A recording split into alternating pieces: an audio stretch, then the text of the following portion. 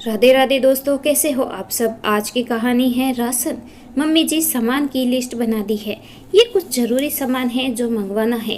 कोमल ने लिस्ट अपनी सास रंजना जी के हाथों में थमा दी। रंजना जी ने चश्मा ठीक किया और गहरी नज़र गड़ा कर हर सामान पढ़ा। फिर पेन लाने को कहा। ये दाल 2 किलो की क्या ज़रूरत है, 1.5 किलो ही बहुत है। और ये मूंगफली वो भी आधा किलो ज़्यादा है, ये भी कम करो। 5 किलो घी। बहू तू तो इस घर को ही डुबो दोगी। पैसे क्या पेड़ पर उगते हैं जो इतना सामान लिख दिया। मैं नहीं हो तो तू इस घर को ही बेच कर खा जाए।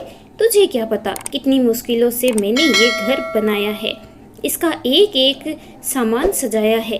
तेरी तरह राशन पर इतना पैसा फूंकती तो ये घर ना बना पाती। लेकिन मम्मी जी, मूंग की दाल पापा जी की सेहत के लिए अच्छी रहेगी, उन्हें पचाने में भी आसानी रहेगी। और मूंगफली तो रोजाना खाना चाहिए, इससे प्रोटीन मिलता है। अब मूंगफली बादाम से तो सस्ती ही आती है। और अभी सर्दियों में आप लड्डू तो बनवाओगे, इसीलिए इकट्ठा घी सस्ता पड़ेगा। अब 1-1 किलो घी तो महंगा ही पड़ेगा। कोमल ने समझाना चाहा, तभी रंजना जी फिर से गुस्सा करने लगती है। तू अपनी गणित अपने पास ही रख, इकट्ठा घी लाना भी महंगा होगा। और तू मुझसे बहसबाजी मत कर। ये मेरा घर है तो मेरे हिसाब से ही चलेगा। जिस तरह सामान हर महीने आता है उसी तरह आएगा। तो मेरी रसोई में ज़्यादा दखल अंदाजी मत किया कर। अपना खाना बना और मुंह बंद रखा कर। रंजना जी के कहने के बाद कोमल फिर से चुप हो गई। फिर ये पहली बार तो नहीं हुआ था कि उसको इस तरह डांटा गया हो। दोनों सास बहू के बीच टकरार होती ही रहती थी। रंजना जी की तो आदत ही हो गई है। वो अपनी बहू को अपनी पैरों की जूती समझती है और उसकी बिल्कुल कदर भी नहीं करती है। हर समय ताने देना, अपमान करना उनकी आदत में है। कोमल भी कुछ तो संस्कारों की वजह से सब सहन कर रही थी और कुछ उसकी मजबूरी थी। उसका पति मुकेश ज़्यादा कुछ कमाता नहीं था। ससुर जी प्रकाश जी की तो सरकारी नौकरी थी, पर मुकेश ज़्यादा नहीं पढ़ा तो उन्होंने ही एक बिजली की छोटी सी दुकान खुलवा दी। वो बस उसी पर सुबह शाम बैठता था, पर कमाई इतनी भी नहीं थी कि दोनों जनों का पेट भी भर सके। घर का सारा मोटा खर्चा मुकेश के पापा ही उठाते थे, इसीलिए वो और कोमल उनसे दबकर रहते थे। उसके अलावा रंजना जी की घर में तूती बोलती थी। वो पूरे घर को अपनी उंगली पर रखती थी और सब घर वालों को नचाती थी। रंजना जी के एक ही बेटा है। मुकेश पढ़ाई में ठीक ही था, जो तो ज़्यादा ऊंची पढ़ाई नहीं कर पाया और घर पर ही रहा। अब भला बेरोजगार लड़के से कौन अपनी लड़की की शादी करता। रंजना जी ने जिद की और एक दुकान किराए पर ली और उसमें ही बिजली का सामान भरवा दिया, ताकि इसी बहाने मुकेश व्यस्त तो रहे। शादी तो उनको भी बेटे की करनी थी।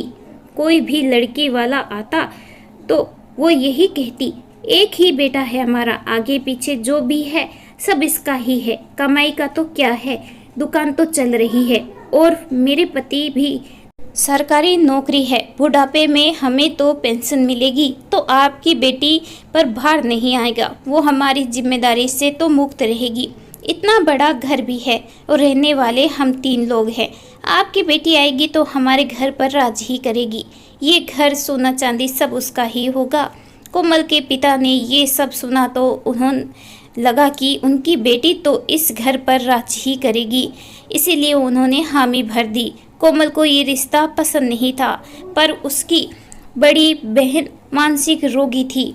मम्मी पापा उसके कारण तनाव में रहते थे। बहुत जगह इलाज करा चुके थे, बहुत सा पैसा भी लगा चुके थे। ऐसे में उनके लिए शादी करना आसान नहीं होगा, पर बेटी की शादी तो करनी ही है और छोटी बहन भी कब तक कुंवारी बैठी रहेगी। सब कुछ सोच समझकर देखभाल करके कोमल के पापा ने हामी भर दी, पर वो ये भूल गए लड़की की शादी के लिए सहपरिवार और ससुर की नौकरी से ज़्यादा ज़रूरी है कि लड़के की काबिलियत और उसकी कमाई देखी जाए। आखिर लड़की को जिंदगी लड़के के साथ ही बितानी है। पति की कमाई हो तो वो सिर ऊपर उठा के चल सकती है, गर्व से जी सकती है। कोमल और मुकेश की शादी हो गई। शुरुआती दिनें तो अच्छे रहे, पर बाद में उसकी सास ने अपने रंग दिखाने शुरू कर दिए। उसकी सास उसकी हर बात और हर काम में टोका टाकी करने लगी थी, जो उसके लिए असहनीय थी। हर बात में वो ये जताने लगी थी कि उनका पति कमा रहा है तो उसे सोच समझ कर खर्च करना चाहिए। कोमल चाय बनाती तो रंजना जी टोक देती, थोड़ा दूध कम डाला कर, दूध आजकल बड़ा महंगा हो गया है। कपड़ों पर ज़्यादा साबुन मत घिसा कर, तेरे ससुर जी बड़ी मेहनत से कमा कर लाते हैं। ज़्यादा देर तक लाइट पंखे मत चलाया कर, अब बिजली का बिल मुकेश तो नहीं भरेगा। ये टीवी देखना तो लाइट की बर्बादी है, इन सब से कुछ मिलता नहीं है। कोमल का जीना मुश्किल हो गया था। वो मायके भी कुछ नहीं कह सकती थी, क्योंकि उसके मायके वाले वैसे ही बड़ी बेटी की बीमारी से बहुत परेशान थे। कोमल छुप छुप कर आंसू बहा लेती थी। अब सास तो रोज ही ये जताती थी कि घर उसके पति की कमाई से चल रहा है। रोज किसी ना किसी बहाने कोमल से टकरार करती थी। सच है, ज्यादा कमाता है वो सबके सिर पर सवार रहता है। रजना जी के व्यवहार में कोई सुधार नहीं आया और उधर मुकेश की कमाई भी ज़्यादा नहीं बढ़ी थी, इसीलिए वो अपना दबदबा बनाए रखती थी। मुकेश सुबह का गया रात को घर आता था।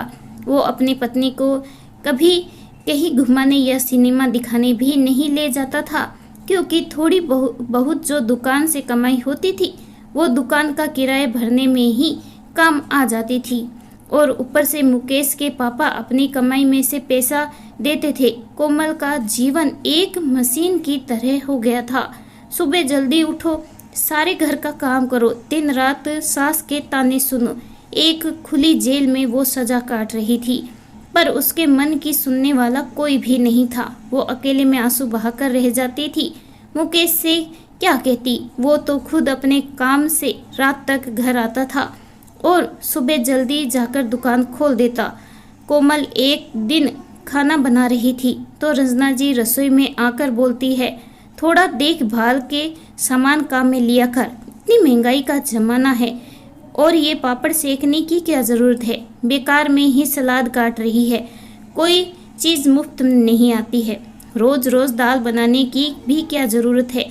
तेरे पापा जी और मैं तो कितना कम खाते हैं, घर में जो सबसे ज़्यादा कमाता है, जब वो ही नहीं खाए तो बाकी चीज़ें बनाने का क्या मतलब है। और तेरे पापा जी और मुझे ये सब्जी पसंद नहीं है, मत बनाया कर। पहले जो ज़्यादा कमाता है उसका ध्यान रखा कर। मुकेश के लिए दुकान टिफ़िन भेजकर भरने की क्या ज़रूरत है, वो वहाँ दिन भर बैठा ही तो रहता है। कोमल ये सब सुनकर चौंक गई।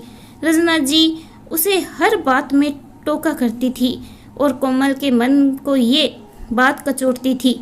वो बेहद दुखी रहने लगी थी। घर का काम तो हो जाता था, उसके बाद कोमल अपने कमरे में ही रहती थी। उसकी पढ़ाई शादी के कारण अधूरी रह गई थी, जिसे वो पूरा करना चाहती थी। उसने अपनी सास को अपने फैसले के बारे में बताया तो वो भड़क गई।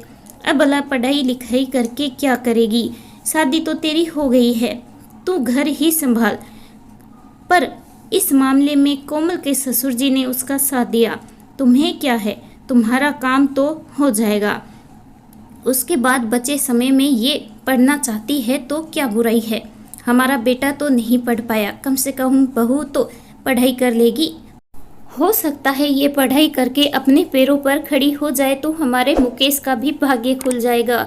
ससुर जी की सहमति मिलते ही वो पढ़ाई में जुट गई और उसने अपनी डिग्री पूरी कर ली। डिग्री पूरी करते ही प्रकाश जी ने उसे प्रतियोगी परीक्षा का फॉर्म भरवा दिया और कुछ महीनों बाद कोमल की सरकारी नौकरी लग गई। ये बात उसकी सास को हजम नहीं हुई। पढ़ाई तक तो ठीक था, पर अब बहू नौकरी करेगी तो घर कौन संभालेगा और वो किस पर राज करेगी। मुकेश अपनी पत्नी की सफलता से बहुत खुश था। वहीं प्रकाश जी ने बहू को बहुत सारा आशीर्वाद दिया, पर रजना जी अड़ गई कि बहू नौकरी नहीं करेगी। ठीक है, पढ़ाई कर ली, परीक्षा दे दी, नौकरी भी लग गई, पर नौकरी करना जरूरी तो नहीं है। तेरे ससुर जी कमा रहे हैं, हम खुद भी खाएंगे और तुझे और तेरे पति को भी खिलाएंगे। मम्मी जी, खाना तो भिखारी को मंदिर के बाहर भी मिल जाता है, पर पेट भरना ही काफी नहीं है। उसे कितनी बार धुतकारा जाता है, भीख के लिए सुनाया जाता है, उसकी हंसी उड़ाई जाती है, उसका अपमान किया जाता है। कोमल ने कहा, मैं भी यही सब सहन कर रही हूँ। मैं इस घर में रहती तो हूँ, खाना भी खाती हूँ, पर वो इज्जत की रोटी नहीं होती है, क्योंकि वो रोटी मेरे पति की कमाई से नहीं, मेरे ससुर की कमाई से आती है और उसके लिए मुझे ताने दिए जाते हैं। मैंने सब सहन किया क्योंकि मैं तब मजबूर थी, पर अब मजबूर नहीं हूँ। अब मैं भी अपने पैरों पर खड़ी हूँ। मैं इज्जत की रोटी खा सकती हूँ। रोज रोज की तकरार से मैं भी परेशान रहती हूँ। मेरे पापा ने मेरी शादी कर दी क्योंकि उनकी मजबूरी थी। मैंने मम्मी पापा का मन रखने के लिए शादी की थी। मुझे लगा था चलो कोई ना, एक ही बेटा है तो मेरी सास अपनी बहू के लाड करेगी, पर आपने तो मुझे दिन रात ताने दिए कि मेरा पति कमाता नहीं है। पर मम्मी जी, मुकेश जी मेरे पति बनने से पहले आपके बेटे हैं। मैं भी कह सकती हूँ कि जब आपका बेटा इतना कमाता नहीं है कि वो अपने पत्नी का पेट भर सके, तो आपने उसकी शादी क्यों की? क्यों किसी लड़की की जिंदगी बर्बाद की? क्या बहू को ताने देने के लिए ही ससुराल लाया जाता है ताकि वो ये सब सहन करती रहे?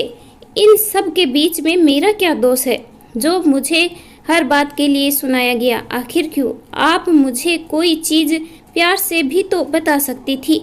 आप मुझे समझा भी सकती थी, कह सकती थी कोई बात नहीं, अभी मुकेश की कमाई कम है तो क्या हुआ, आगे बढ़ जाएगी। ये दिलासा भी तो दे सकती थी कि अभी तो मैं और तेरे ससुर जी हैं, तो तू किसी बात की फिक्र मत कर, हम सब देख लेंगे, संभाल लेंगे। इन सब से मुझे कितनी हिम्मत मिलती, मैं आपकी दिल से इज्जत करती।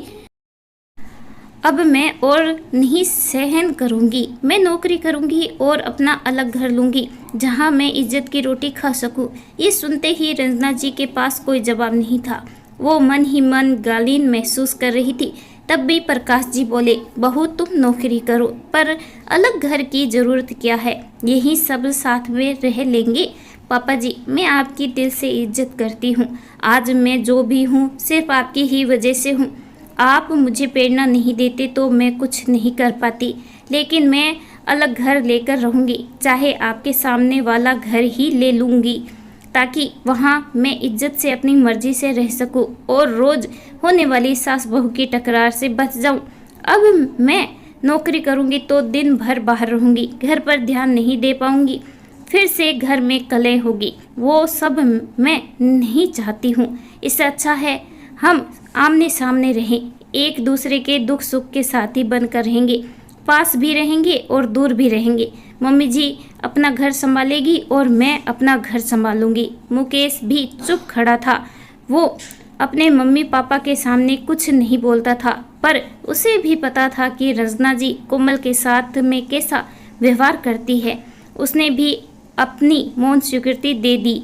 कोमल ने ऑफिस जाने से पहले घर के सामने ही एक घर किराए पर ले लिया और वहां अपने पति के साथ इज्जत से रहने लगी। इस कहानी के बारे में आपकी क्या राय है, कमेंट करके ज़रूर बताइएगा। कहानी अच्छी लगे तो please like share and subscribe करना ना भूलें। धन्यवाद।